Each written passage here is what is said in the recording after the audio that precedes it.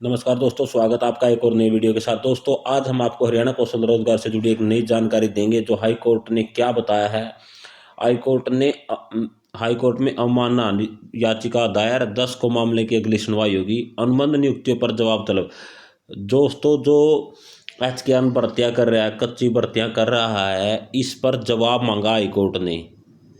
ये एक आज बड़ी न्यूज आई है कि जो हाईकोर्ट है इस पर भर्तियों को लेकर एक वो हो गया अपना जो याचिका दायर, जिसमें क्या बताया गया है देखिए।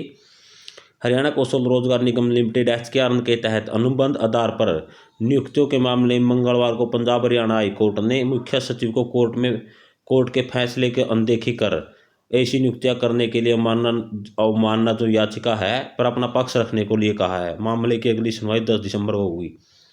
दोस्तों, क्या था कि जो पहले भी हाई कोर्ट ने बोला था कि जो भर्तियाँ हो रही हैं वो कैसे हो रही हैं, इन पर पूरा भी अपना जवाब मांगा था, लेकिन उसके बाद भी भर्तियाँ हुई हैं तो इस पर उन्होंने अवमानना याचिका है जो वो अपना पक्ष रखने को लिखा है। इसके लिए मुख्य सचिव को तलब किया गया है।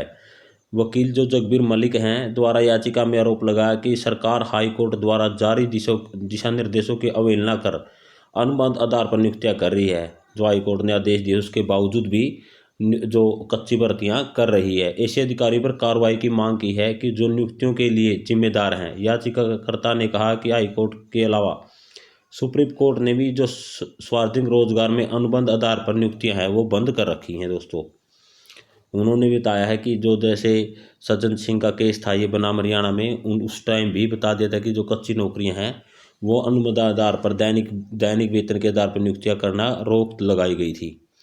लेकिन इसमें सरकार ने लाखों स्वीकृत पदों को आधार पर निर्णय लिया है, जैसे TGT, PRT, PGT, JE, foreman, lab technician, radiographer, staff nurse समेत भिन्न भिन्न पदों के लिए उम्मीदवारों से ऑनलाइन आवेदन आमंत्रित किए गए थे। दोस्तों, और एचकेआर की भर्ती के लिए जो ऑनलाइन लिंक था 15 नवंबर से शुरू हुआ था। तो याचिका में कहा गया है कि सुप्रीम कोर्ट ने केस में सार्वजनिक रोजगार में तथार्थ व्यवस्था को जारी रखने पर राज्यों की कार्रवाई की निंदा की है और संवैधानिक पीठ में कहा गया कि राज्यों को सामान्य नियम से हटाकर स्थायी पदों पर अस्थायी रोजगार की अनुमति क्यों दी जाए।